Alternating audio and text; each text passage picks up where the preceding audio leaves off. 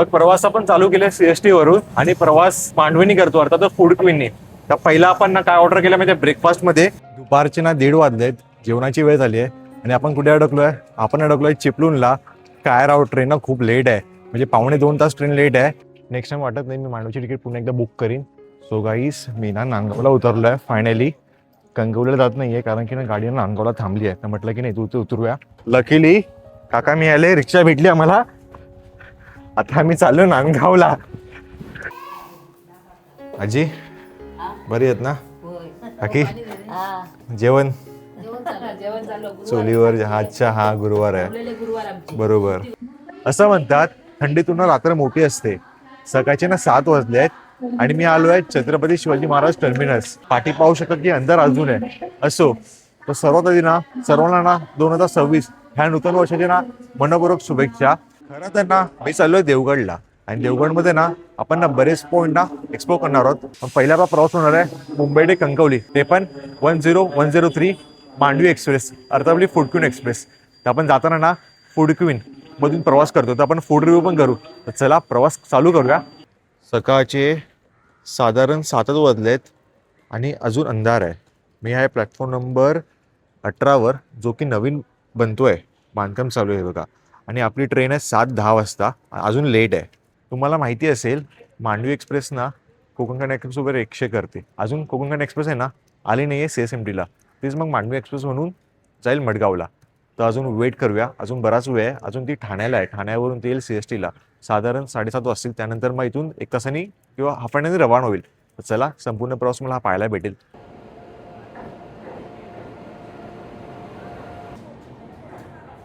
7:10 timing आहे CST वरून निघण्याचा. आणि किती वाजता येते बघा, तुम्हीच विचार करा किती वाजता निघेल आणि किती वाजता पोहोचतो कणकवलीला. कमेंट करून नक्की सांगा मला. आता ही आली कोकण कन्या म्हणून आणि थोड्या वेळात साधारण 8:30-9 वाजता निघेल मांडवी म्हणून. तर चला पाहूया किती वाजता निघते. S1 कोचमध्ये ना आपला बर्थ आहे साईड अपर, जो की 48 नंबर आहे. सर्वात सेफेस्ट वाटतो मला आणि सर्वात चांगला बर्थ. काय कोणतं टेन्शन नाही. आणि हे 2 अपर बर्थ पण चांगले असतात प्रवास करायला. मला हे 2 बर्थ आवडतात, अपर बर्थ किंवा साईड अपर. साधारण 7:30 झाले आहेत. 7:20 आपली ट्रेन आली. आता किती वाजता रवाना होणार अजून अनाऊन्समेंट केली नाहीये आणि किती वाजता पोहोचणार तेही माहीत नाही. 3:30चा टायमिंग आहे कणकवलीचा. पाहूया किती वाजता पोहोचते. तुमचा एक्सपिरियन्स मांडवीसोबत किंवा असं झालाय का, लेट कधी निघाली आहे का, ते कमेंट करून नक्की सांगा मला. तर चला पाहूया किती वाजता आपली ट्रेन रवाना होईल CST वरून. किती वाजता पोहोचू आपण कणकवलीला. बरोबर 8:30 वाजता आपली ट्रेन झाली आहे रवाना छत्रपती शिवाजी महाराज टर्मिनस इथून. आणि जी समोर लागली आहे ना ती आहे मुंबई कोल्हापूर एक्सप्रेस. ती पण लेट आहे. आता हे इंजिन लागते तिला, वॅब 7 असेल मोस्टली. कोणत्या आहे पाहूया. नाही, वॅब 7 नाही आहे, WD G3 आहे. सो चला आपली ट्रेन झाली रवाना छत्रपती शिवाजी महाराज टर्मिनस इथून.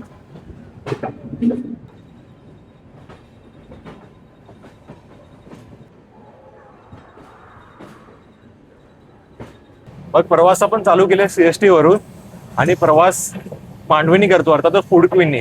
तर पहिला आपण ना काय ऑर्डर केलं म्हणजे ब्रेकफास्ट मध्ये शिरा ऑर्डर केलाय.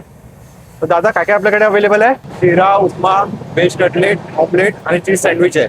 तर पहिलं आपण ना शिरा ऑर्डर केला, कारण शिरा इकडचा असतो ना खूप चविष्ट आहे. मी लास्ट टाइम खाला होता, तर टेस्ट करून मग सांगतो पुन्हा कसं आहे. 50 रुपये शिरा प्लस उपमा, 2 असतात आहे का मध्ये. आता आपण उपमा ट्राय करून बघूया.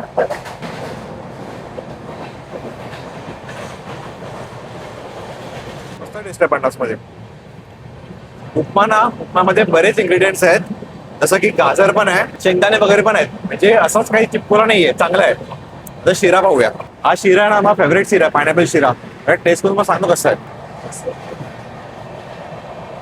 शिरा पण ना, पायनॅपल शिरा पण ना घी मध्ये केलाय, म्हणजे टेस्ट खूप चांगली आहे. आणि तुम्हाला ठाऊक असेल की माहित नाही, जेवढं पण फूड प्रोव्हाइड होतं ना मांडवीमध्ये ते आपल्या हऊच्या कॅटरर्स मधून प्रोव्हाइड होतं. तर जेवण ना चविष्ट आहे. सो आतापर्यंत टेस्ट मस्त आहे. पुढे आपण असं ऑर्डर करत जाऊ. तर चला मी खाऊन घेतो आणि पुढचा प्रवास कंटिन्यू करूया.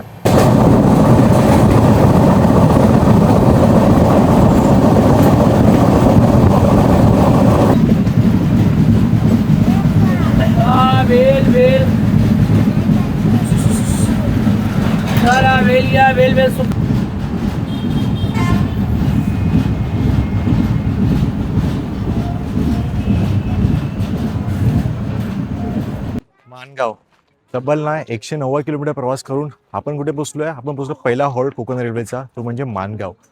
तर प्रवास आतापर्यंत पाहिला असेल तुम्ही, पनवेलवरून प्रवास सुरू झाला. रोहाला कोकण रेल्वेचा मार्ग चालू होतो, रूट चालू होतो ठोकूरपर्यंत. साधारण 650 किलोमीटर हा प्रवास आहे. त्यासोबत ना आपण जेव्हा तुम्हाला माहिती असेल इंदापूर किंवा मांगावर प्रवास करतो, दोन्ही साईडला ना मुंबई गोवा हायवे पाहायला भेटतो. आणि आज इतकी प्रचंड गर्दी आहे ना ट्रेनमध्ये पण आणि हायवेवर पण. तर चला प्रवास पुढचा कंटिन्यू करूया. इथून माणगाववरून पुढे खेड चिपळूण.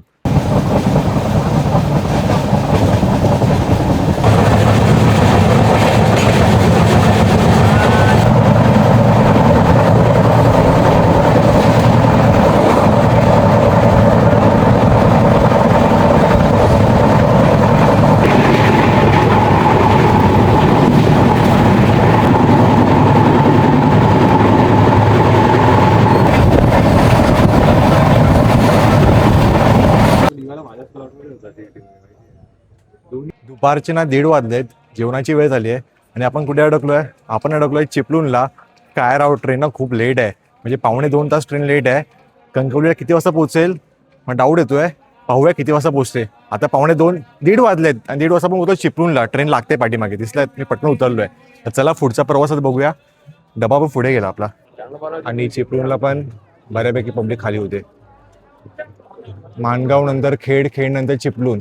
ट्रेन चिपळूणपर्यंत पूर्ण खाली होऊन जाते. मग पुढे काय संगमेश्वरला एवढी गर्दी नसते किंवा मग रत्नागिरीला पण एवढी पब्लिक उतरत नाही. सो ट्रेन बऱ्यापैकी रिकामी होते आणि कडकडीत उन्हाळा राव.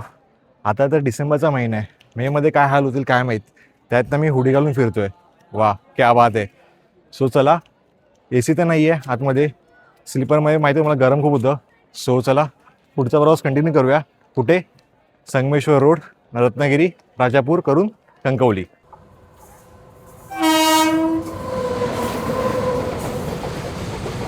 दुपारचे ना 1:30 वाजले आहेत आणि तेव्हा मी होडी घालून बसलो आहे गरमीत अपर बर्थमध्ये, साईड अपर बर्थमध्ये. सो पुन्हा एकदा अहुजा कॅटरिंगमधून खाना ऑर्डर केलाय. लास्ट टाइम आपण जेव्हा प्रवास केला होता ना तेव्हा आपण ना बऱ्याच काही ऑर्डर केलं होतं, पण त्यावेळी जास्त काही ऑर्डर नाही केलंय. फक्त फ्राईड राईस ऑर्डर केलाय 80 रुपीजचा व्हेज फ्राईड राईस, त्यासोबत चटणी आणि स्पून आहे. सो चला खाऊया. तुम्हाला मी टेस्ट सांगतो. मला माहिती असेल मांडवीमध्ये जे फूड भेटतं ते अहुजा कॅटरिंगमध्ये भेटतं. पॅकिंग चांगली असते नेहमीप्रमाणे. क्वांटिटी बघा, अर्धी स्पेस तर हे ऑक्युपाय करते. 350 ग्राम म्हणतात पण मला वाटत नाही 350 ग्राम आहे. एनिवेज, आणि ही चटणी आहे.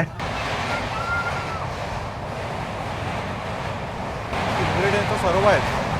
गाजर असेल, शिमला मिरची असेल, त्यासोबत स्पिनाच आहे, कोबी वगैरे सर्व आहे.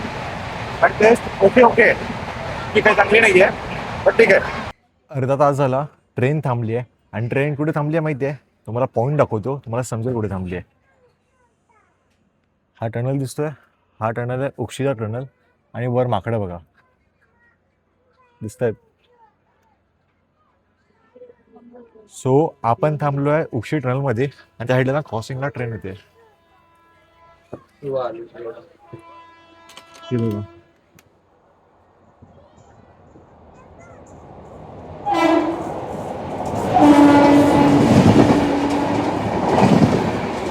आपण ना थांबलो आहोत उक्षीमध्ये, म्हणजे उक्षी जवळपासच आहोत. सो आता इथून आपल्याला थोड्या वेळात आपल्याला भोके, जो एशियातला सर्वात लार्जेस्ट टनल आहे, तो पाहायला भेटेल. आणि थोड्या वेळात ना रत्नागिरीला पोचू. तरी एक साधारण हाफ एन आवर आहे किंवा 20 मिनिटं आहेत, जास्त नाही आहेत. तर चला, ट्रेन पण रवाना झाली आहे क्रॉसिंग नंतर. सो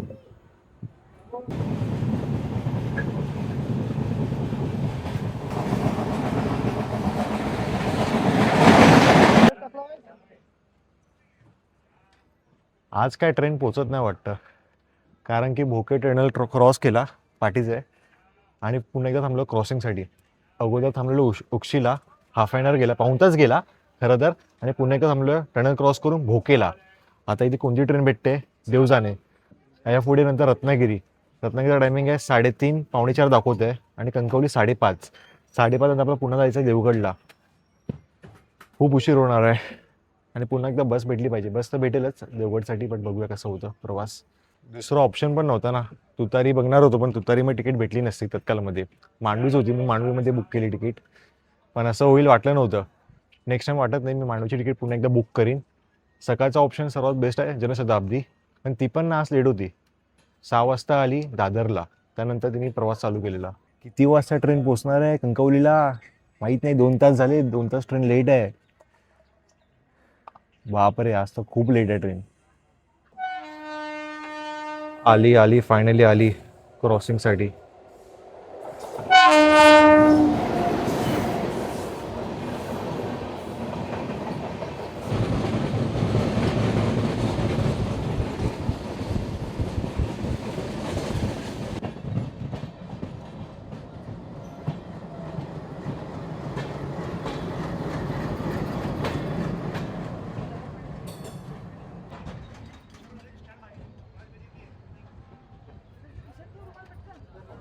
रत्नागिरी 3:45 वाजता पोहोचतो रत्नागिरीला.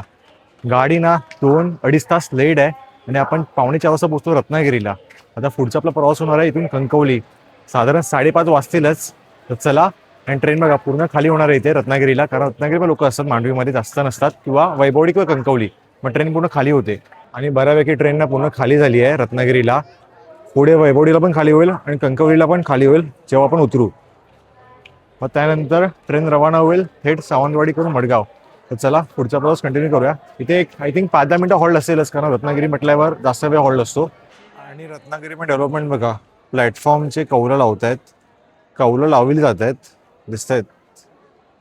सो ही करंट अपडेट आहे 25 डिसेंबर 2025. आपण ना चाललोय देवगडला. तर आपल्याकडे 2 पर्याय आहेत. एका कणकवलीला उतरून जाऊ शकतो, नाहीतर म्हणा ट्रेन जर नांदगावला थांबली क्रॉसिंगला तिथून पण जाऊ शकतो. पण बघूया पुढे गेल्यावर कसं, वैभवडी क्रॉस केल्यावर बघूया काय करायचं करून. पण शक्य तेवढं कणकवलीवरून जायला बरं पडेल, कारण टमटम किंवा मग लालपरी भेटेल. नांदगाववरून ना भेटताना मुश्किल आहे. फायनली ट्रेन रवाना झाली रत्नागिरीवरून बरोबर 3:45 वाजता. आता किती वाजता पुढे जाईल काय माहीत. बरोबर 3:45 वाजता ट्रेन रवाना झाली आहे. आता पाहूया किती वाजता कणकवलीला पोहोचते. आणि रत्नागिरीला पण डेव्हलपमेंट चालू आहे प्लॅटफॉर्मची. सो ही करंट अपडेट आहे 25 डिसेंबर 2025ची. चला बाय बाय रत्नागिरी. लवकरच आपण येणार आहोत रत्नागिरीला. सो गाईस, मी ना नांदगावला उतरलो आहे फायनली.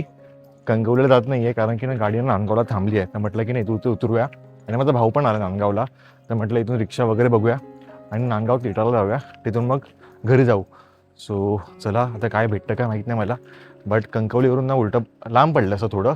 तर म्हटलं नांदगाववरून जवळ होईल. फायनली 9 तास प्रवास करून 550 किलोमीटर प्रवास करून आपण पोचलो आहे नांदगावला. इथून आपलं लोकेशन आहे कुळशी, देवगड. खटपीडच्या अगोदरच आहे. सो चला पटकन जाऊया. आता काय मी इथं मला माहीत नाही, पहिल्यांदा नांदगावला उतरलो आहे. तर बघू काय भेटतं, रिक्षा वगैरे भेटते की टमटम भेटते. ॲक्च्युली नांदगाव ना ऑफिशियल हॉल नाही आहे, बट क्रॉसिंगला गाडी थांबली आहे. तर म्हटलं इथून ना जवळ पडेल. नांदगावला जायचं आपल्याला आणि नांदगाववरून जायचं आपल्याला देवगड साईडला. तर मग कणकवलीहून उलटं जावं लागलं असतं, तिथून बेस्ट आहे. सो चला, मी चाललो आहे देवगडला यांच्याकडे कुळशीला. तर गाईस, आम्ही ना नांदगावला उतरलो तर आहे, पण इथे रिक्षाच नाही आहे. प्रेम मला बोलला, ज्यांच्याकडे मी चाललो आहे ना त्यांच्या घरातला मुलगा प्रेम आहे इंदप. सो तुम्हाला बोलला की नांदगावला तो रिक्षा भेटेल, पण रिक्षाच नाही आहे. आणि पाठीमागे बघा कोणच नाही, एक रिक्षा पण नाही आहे. आणि नशिबाने ना मला काका भेटलेत, त्याच वाडीतलेत. तुमचं आडनाव काय पावसकर ना? नशिबाने ते ओळखतात प्रेमला वगैरे. सो चला, काका म्हणाले चल आपण चालत जाऊया, मग बघूया काय मिळते का पुढे. नाहीतर मग प्रेमला बोलू आपण की रिक्षा पाठव इथे, रिक्षा पाठवेल तो. तर बघूया आपला प्रवास नांदगाव ते कुळशी, जिथे आपल्याला जायचं आहे तिथे कसा होतो तो. लकीली काका मी आले, रिक्षा भेटली आम्हाला. आता आम्ही चाललो नांदगावला. त्या रूटला रिक्षा कमी आहेत वाटतं. नाही ते फक्त गाडीसाठी रिक्षा येतात. गाडीसाठी? अच्छा, मांडवीने आलो आम्ही. सो लकीली रिक्षा मिळाली. 60 रुपये म्हणजे 120 रुपये भाडं ठरवलं आणि आम्ही चाललो होता नांदगाव टेटा. बरं पडलं ऍक्च्युली हे, नाहीतर मग कणकवलीवरून ना उलटं फिरावं लागलं असतं. एनिवेज चला पुढचा प्रवास कंटिन्यू करूया. आपण चाललो कुळशीला कोणाकडे, ते तुम्हाला मी तिथे गेल्यावर सांगेन, ते लोकेशन दाखवतो. फायनली पोहोचलो नांदगाव टेटा आणि आपल्याला कोण मिळालं बघा, प्रेम इंदप. तुम्ही ना कुंकेश्वरच्या ब्लॉगमध्ये पाहिलं असेल मागे, आपण प्रवास केलेला सोबत कुंकेश्वरला. एसटी आली का आपली? इरसून जाऊया, हां पाटील जाऊया ना, चालेल. मग ना मी चाललोय प्रेमच्या घरी कुळशीला. थर्डपीठच्या अगोदरच आहे. ज्यांना माहिती आहे ना कुळशी, त्यांनी कमेंट करून नक्की सांगा मला. तर आपण जाऊया कुळशीला, पण त्या अगोदर ना थोडा नाश्ता वगैरे करूया आणि मग तुम्हाला ना मी निवांत घरी जाऊन ना प्रेमचं घर वगैरे पण दाखवतो, लोकेशन दाखवतो. चला थोडा आराम, थोडा नाश्ता वगैरे करूया आणि पुढचा प्रवास कंटिन्यू करूया.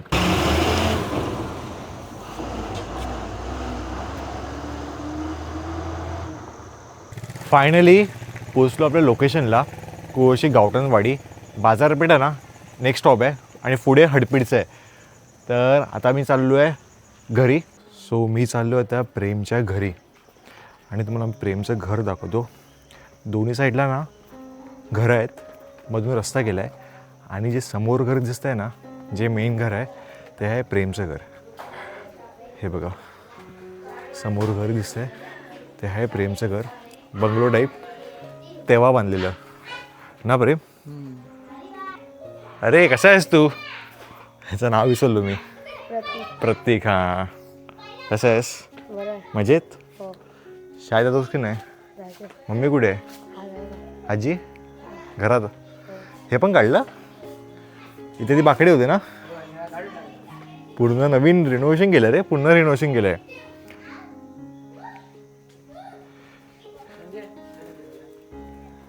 हे घे तुला गिफ्ट, मम्मीला दे. आजी बरी आहेत ना? काकी काम जेवण चुलीवर? अच्छा, हा गुरुवार आहे बरोबर. अच्छा, मग वाढी गुरुवार. नाही प्यायलो, पाणी प्यायलोय बघा. चुलीवरचं जेवण बनतात. बरे आहेत सर्व, बरे आहेत. तुम्ही बरे आहेत ना? हो हो तेच. गाईस घरी आपण आलो 7 वाजता आता आणि वहिनी बघा काय करते, चुलीवर पुरणपोळी बनवते.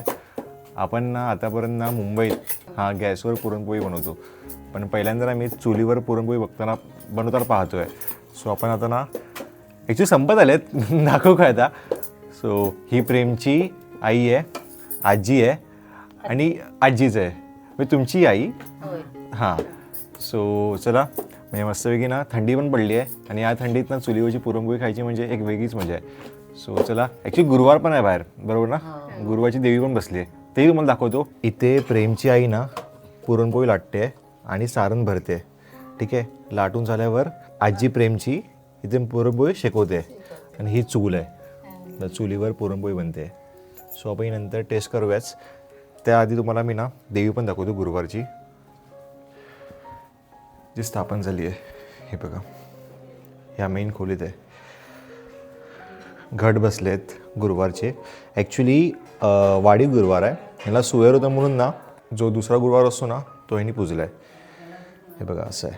मस्त ना गरमागरम पाण्याने फ्रेश झालो आणि ना खायत बसलो आहे आणि थंडगार ना थंडी पडली हलकीची. आणि या थंडीमध्ये ना आपल्यासमोर काय माहिती आहे, कोकणातल्या चुलीवरची पुरणपोळी. थोड्या वेळापूर्वी ना मी पाहिलं असेल की ना प्रेमच्या मम्मीने म्हणजे प्रतीकच्या मम्मीने पुरणपोळी लाटत होती. तीच पुरणपोळी आपल्या समोर आहे टेस्ट करण्यासाठी. सो मी आणि प्रेमचा दुसरा भाऊ म्हणजे प्रतीक आता ही पुरणपोळी खाणार आहोत आणि टेस्ट करून मला सांगणार नक्की पुरणपोळी कशी आहे. माझ्याबरोबर प्रतीक आहे, प्रतीक खाणार आहे अर्धी, मी अर्धी खाणार आहे. दोघं वाटून वाटून खाणार आहोत आणि बघूया पुरणपोळी कशी आहे. गरमागरम आहे चुलीवरची. कशी आहे तूच सांग. एक नंबर. तुम्हाला माहिती आहे पुरणपोळी सेमच आहे, पण ना चुलीवर कोणता पण पदार्थ बनतो ना त्याला एक वेगळी चव येते. ती चव ना ह्या पुरणपोळीत आहे. सो ही होती कोकणातल्या चुलीवरची पुरणपोळी. भारी वाटलं खाऊन. आय होप तुम्हाला हा प्रवास आवडला असेल. हे घर, हे जे लोकेशन आहे ना इतकं सुंदर आणि इतकं सुंदर गाव आहे ना, बरेच पॉईंट्स आहेत फिरण्यासारखे. पण आता प्रॉब्लेम असा आहे की ना रात्र झाली आहे, रात्री तुम्हाला काय दाखवू शकत नाही. तर मी प्लॅन करतो आहे सस्पेन्स ठेवायला. हे जे घर आहे प्रेमचं त्यासोबत ना गाव आहे, गावात ना बरेच मंदिर आहेत, जुने मंदिर आहेत, गुफा आहे, त्यासोबत एक विहीर आहे, गणपतीचं मंदिर आहे, बाजारपेठ आहे. ते तुम्हाला ना नेक्स्ट ब्लॉगमध्ये पाहायला भेटेल. आय होप तुम्हाला हा प्रवास आवडला असेल, ही व्हिडिओ आवडली असेल. मुंबई ते देवगड व्हिडिओ कशी वाटली मला कमेंट करून नक्की सांगा. व्हिडिओ आवडली तर व्हिडिओला लाईक करा, चॅनलवर नवीन चॅनल सबस्क्राईब करा. आपण भेटू एका नवीन व्हिडिओमध्ये. तोपर्यंत tata, bye bye, take care.